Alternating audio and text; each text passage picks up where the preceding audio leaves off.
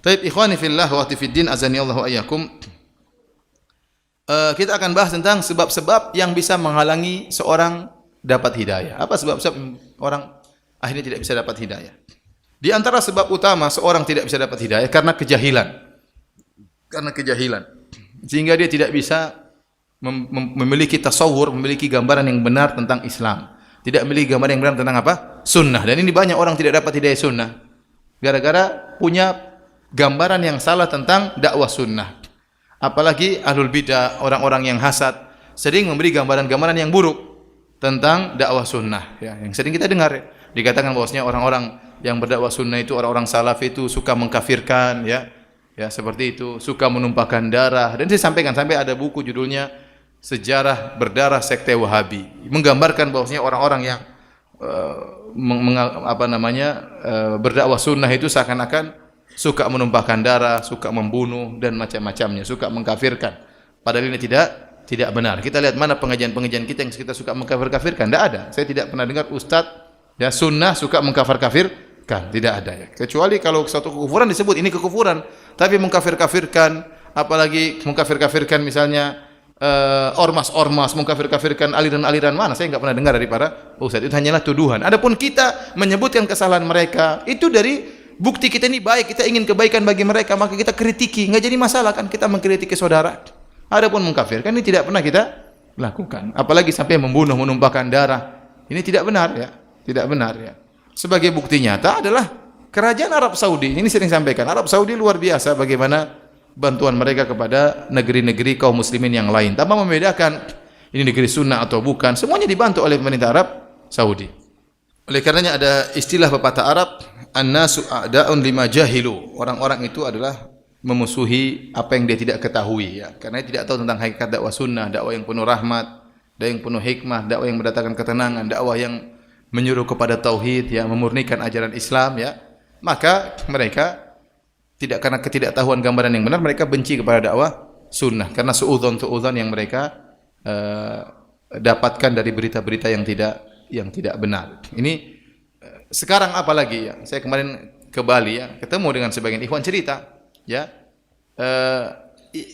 tantenya murtad ya. Bukan tantenya, ibu omnya. Jadi ibu omnya murtad, sementara omnya ini masuk Islam. Waktu omnya masuk Islam, setiap pagi wajahnya basah, dia sholat subuh. Ibunya mulai curiga. Kamu kok setiap pagi wajahmu basah? Sholat subuh maksudnya kan? Kamu masuk Islam ya? Omnya diam-diam aja. Kamu jangan masuk Islam tuh tukang bom sana, tukang bunuh-bunuh. Jadi repot. Akhirnya ada orang tidak mau masuk Islam gara-gara gambaran tentang Islam yang salah. Bahwasanya Islam itu apa? Suka membunuh, suka mengebom ya. Dan ini sangat merusak citra Islam. Nabi SAW dahulu berusaha menjaga citra Islam. Dahulu di zaman Nabi ada orang-orang munafik dan mencela Nabi, mencaci maki Nabi, menuduh Nabi yang tidak-tidak. Ya. Sampai sebagian sahabat jengkel. Kata sebagian sahabat, "Ya Rasulullah, da'ni adrib unuq hadzal rajul." Ya Rasulullah, biarin saya bunuh orang munafik ini. Ya, kenapa dia mencela Nabi? Dia mengatakan, contohnya dia mengatakan, "Ya Muhammad, adilah engkau." Ya, bagaimana Nabi tidak adil? Ini utusan Allah kok tidak adil? Nabi mengatakan, "Faman ya'dil illa ma adil." Kalau saya tidak adil, terus siapa yang mau adil? Saya ini utusan Allah Subhanahu wa taala. Jadi mencela Nabi sallallahu alaihi wasallam. Tapi Rasulullah SAW mengatakan, "Jangan. La yaqulun nas anna Muhammadan qatala ashabahu." Jangan sampai orang-orang bilang Muhammad membunuh apa? Sahabat-sahabatnya. Jadi Rasulullah SAW berusaha menjaga citra Islam. Jangan sampai Muhammad dituduh membunuh apa? Sahabatnya. Ini orang munafik, orang kafir, tapi KTP mereka apa? Islam. Saya ulangi, orang-orang munafik di zaman Nabi, mereka itu orang kafir. Hati mereka kafir, namun penampilannya Islam. Namun mereka sebenarnya orang kafir. Namun Nabi dan orang kafir boleh untuk dibunuh karena mereka mencela Nabi, mencaci Nabi dan murtad keluar daripada Islam. Namun Rasulullah SAW tidak membunuh mereka. Ada Rasulullah SAW ingin berusaha menjaga citra Islam. Kata Rasulullah SAW, jangan sampai nanti orang-orang mengatakan Muhammad membunuh sahabatnya, ya, sehingga nanti mereka tidak mau masuk Islam. Jadi menjaga citra Islam itu penting. Nah, kita dapati sebagian orang yang takfirin, tukang ngebom, justru merusak citra Islam. Ya, bahkan di-upload video-video mereka membunuh sama kaum muslimin ya. Sehingga orang-orang banyak tidak jadi masuk Islam gara-gara seperti ini. Dan saya sudah dapat juga cerita sebagian ikhwan, saudara-saudara saya di teman-teman di Universitas Islam Madinah cerita, saya ketemu sebagian orang, dia sudah tahu tentang kebenaran Islam, namun tidak mau masuk Islam. Kenapa? Di Islam itu ada tukang bom dan macam-macamnya. Ya, sehingga akhirnya dia menolak ajaran Islam.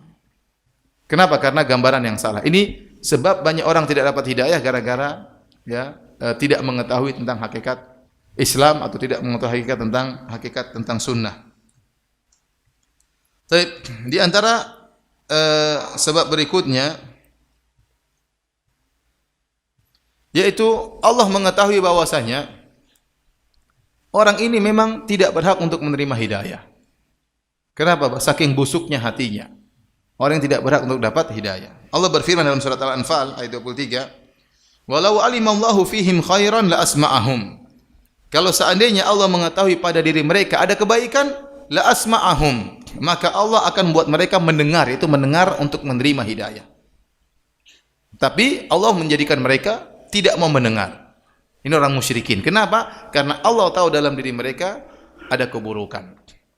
Oleh karenanya, banyak orang tidak dapat hidayah karena bukan masalah ini benar atau tidak, tapi karena hati yang tidak mau terima, hatinya buruk.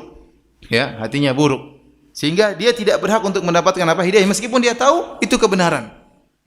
Ya. Makanya tadi Allah mengatakan walau alimallahu fihim khairan, kalau Allah tahu bahwasanya hati-hati mereka itu baik, la asma'ahum, Allah akan buat mereka mau mendengar tentang kebenaran. Tapi mereka sudah dengar ayat Allah, namun mereka mendengar dengan pendengaran seperti orang yang tuli, tidak bisa menerima hidayah dari mendengar ayat-ayat Allah tersebut. Jadi ikhwan, masalahnya masalah hati. Anda kalau berusaha cari hidayah dengan hati yang murni, benar-benar ingin mencari kebenaran tanpa ada tendensi-tendensi duniawi, maka Anda akan dapat hidayah. Tapi kalau ada tendensi duniawi, ada kepentingan duniawi, maka akan sulit untuk mendapatkan hidayah.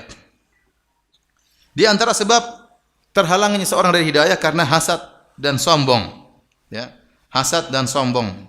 Seperti orang-orang Yahudi. Mereka tidak dapat hidayah, kenapa? Karena mereka hasad padahal mereka tahu kebenaran. Kata Allah Subhanahu wa taala, "Alladzina atainahumul kitaba ya'rifunahu kama ya'rifuna abna'ahum." Sungguhnya orang-orang yang telah diberikan Alkitab, itu orang Yahudi, mereka mengenal Muhammad sebagaimana mereka mengenal anak-anak mereka. Benar-benar mereka mengenal Muhammad sebagaimana mereka mengenal anak mereka. Nah, ini gambaran yang luar biasa dari Allah tentang pengenalan orang Yahudi terhadap Muhammad.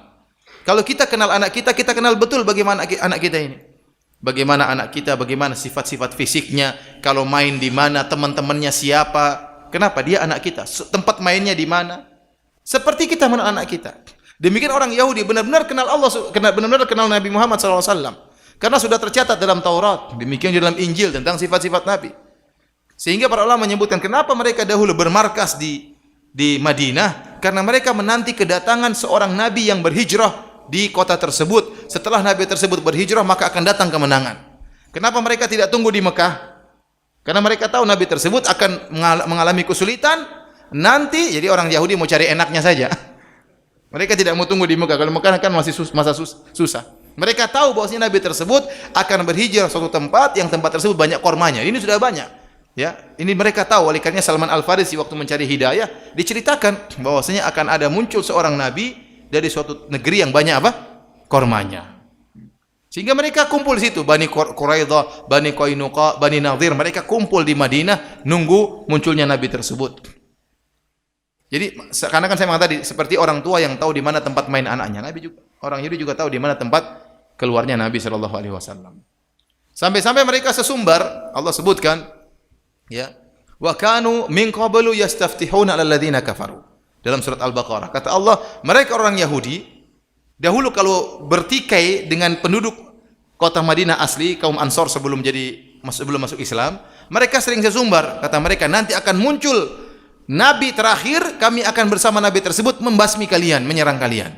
Ini sering didengar oleh orang-orang Ansor, sesumbarnya orang apa? Yahudi. Kok sedikit-sedikit akan muncul nabi, kita akan serang kalian. Sedikit-sedikit akan muncul nabi, kita akan serang kalian. Ini sering didengar oleh kaum Ansor. Begitu muncul nabi tersebut, kaum Ansar bilang, ini jangan-jangan nabi yang sering dibilang sama Yahudi. Ayo kita masuk Islam dulu sebelum mereka. Dan benar, akhirnya ini di antara sebab Allah sebutkan kenapa kaum Ansar mudah untuk masuk Islam. Di antaranya mereka sering dengar orang Yahudi sesumbar membanggakan nabi akan muncul di akhir zaman dia akan menyerang kaum Ansor. Akhirnya kaum Ansor masuk Islam duluan, orang Yahudi jengkel.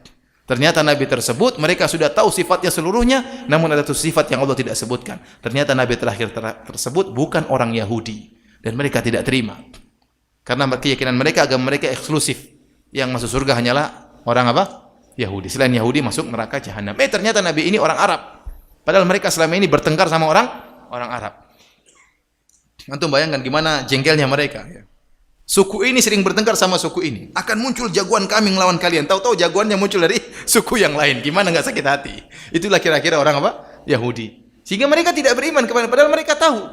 Mereka tahu. Ya. Sampai sebutkan dalam sebagian riwayat, waktu bapaknya Sofia, ya, Sofia bintu Huyai bin Akhtab. Huyai bin Akhtab bersama pamannya Sofia ngecek Nabi Muhammad. Mereka datang ke Rasulullah. Mereka ngecek.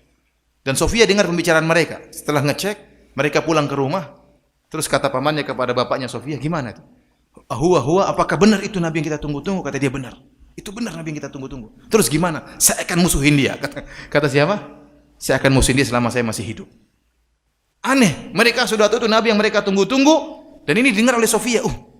Itu Nabi yang ditunggu-tunggu. Kenapa bapakku melawan dia? Kenapa? Karena hasad. Hasadan min indi anfusihim.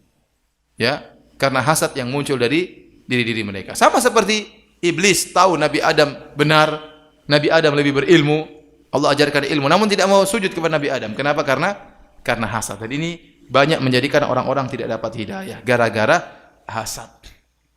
Gara-gara hasad. Di antara contoh orang-orang yang hasad tidak dapat hidayah adalah siapa? Abu Jahal. Abu Jahal namanya. Abu Jahal ini sebenarnya gelaran dia Abul Hakam. Abul Hakam, ya. Karena dia cerdas, kemudian dia itu pandai mengatur, maka dia dijuluki dengan apa? Abul Hakam. Tetapi Rasulullah SAW bilang dia apa? Abu Jahal, si goblok, ya. Harusnya si pintar jadi siapa? Si goblok, ya. Ya, kenapa? Karena dia goblok memang. Siapa namanya? Abu Jahal. Jadi Abu Jahal pernah ditanya oleh Miswar bin Makhramah. Dan Miswar bin Makhramah ini ponakannya Abu Jahal. Dia adalah ibnu ukhti Abi Jahal. Jadi anak dari saudari perempuannya Abu Jahal. Dia bertanya kepada Abu Jahal, "Ya khali, hal kuntum tattahimuna Muhammadan bil kadzib?" Kata dia, "Wahai pamanku, apakah kalian pernah menuduh Muhammad sebagai pendusta? Qabal an yaqula maqal, sebelum dia mengaku sebagai nabi, pernahkah kalian menuduh dia sebagai pendusta?" Faqala, "Ya ibna ukhti." Maka Abu Jahal menjawab, "Wahai anak saudari perempuanku, wahai ponakanku, wallahi laqad kana Muhammadun fina wa huwa syabun yud'al amin." Sungguh Muhammad dahulu berada bersama kami dan dia adalah seorang pemuda yang dikenal sebagai al-amin, digelari sebagai orang yang amanah, terpercaya, enggak mungkin dusta. Fama jarrabna alaihi kadziban qad, kami tidak pernah tahu dia dusta meskipun sekali enggak pernah. Abu Jahal mengakui ini. Qala Miswar bin Makhram bertanya lagi, "Ya khali, fama lakum la tattabi'unahu?"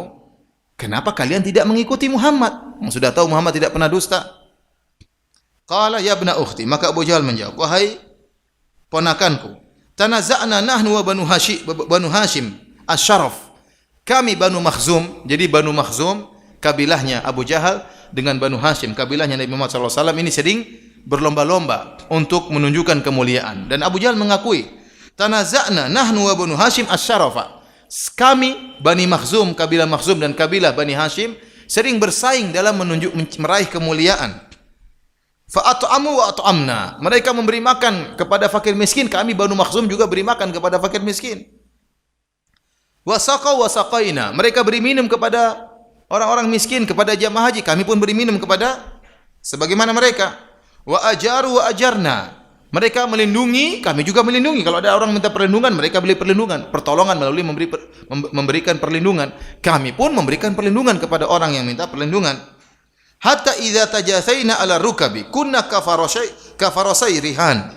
Sampai akhirnya kita ini sudah bersaing sama-sama. Seperti dua kuda yang saling berlomba, sama-sama ini. Sudah sama-sama dalam segala hal. Mereka suka sedekah, kami sedekah. Mereka suka nolong, kami pun suka menolong. Kami bisa menyaingi mereka dalam segala hal. Qalu minna nabiyyun. Tahu-tahu Bani Hashim mengatakan kita punya nabi. Nah, kalau ini kita nggak bisa nyaingi. Kata Abu Jahal, "Famata nudriku mithla hadhi?" Bagaimana kita juga mengaku ada nabi? Ini yang membuat Abu Jahal tidak mau beriman kepada Muhammad sallallahu alaihi wasallam. Karena dia sudah bersaing sejak awal. Kalau kabilahnya Nabi sallallahu alaihi wasallam bersedekah, kabilah Banu Hazim juga, Banu Makhzum juga bisa bersedekah. Kalau kabilah Bani Hashim bisa menolong orang, Banu Makhzum juga bisa menolong orang. Nah, kalau ada kabilah Banu Hashim ngaku punya nabi, lah kita gimana mau ngalahin? Enggak mungkin saya ngaku saya sebagai nabi. Akhirnya mereka tidak boleh punya nabi. Kalau mereka punya nabi, mereka menang, kita kalah saingan.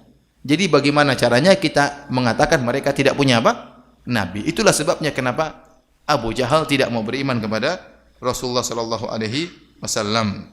Taib, ini di antara sebab orang tidak percaya karena hasad. Karena dia hasad, dia tahu itu kebenaran, dia tidak mau terima. Padahal dia tahu itu kebenaran. Namun karena hasad dalam dirinya, tidak mau tersaingi misalnya, maka dia tidak menerima kebenaran. Di antara sebab terhalangnya hidayah karena takut kehilangan kekuasaan. Dan ini peristiwa tragis yang dialami oleh Heraklius. Dan Allah abadikan kisah Rasulullah SAW. Allah abadikan kisahnya dalam Sahih Bukhari.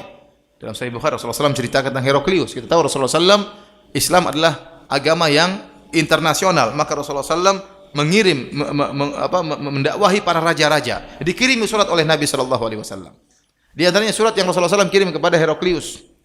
Rasulullah SAW sebutkan, "Aslim taslam, masuklah Islam kau akan selamat. Kalau kau tidak Islam, fa innama 'alaika itsmul arisiyin." Kalau kau tidak Islam wahai Heraklius, maka kau akan menanggung seluruh dosa rakyatmu. Ini ancaman Nabi. Rasulullah SAW mengatakan kita bersatu menuju kepada satu kalimat ya. Kemudian yaitu bertauhid kepada Allah. Hendaknya kau masuk Islam, kau akan selamat. Kalau kau tidak masuk Islam, maka ya kau akan menanggung seluruh dosa-dosa rakyatmu. Setelah datang surat tersebut, Heraklius ingin tahu siapa Muhammad ini.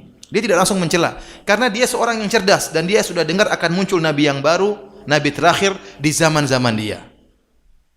Maka dia ingin cek benarkah nabi tersebut yang ngirim surat sama saya itu nabi yang ditunggu-tunggu oleh orang-orang Yahudi dan Nasrani.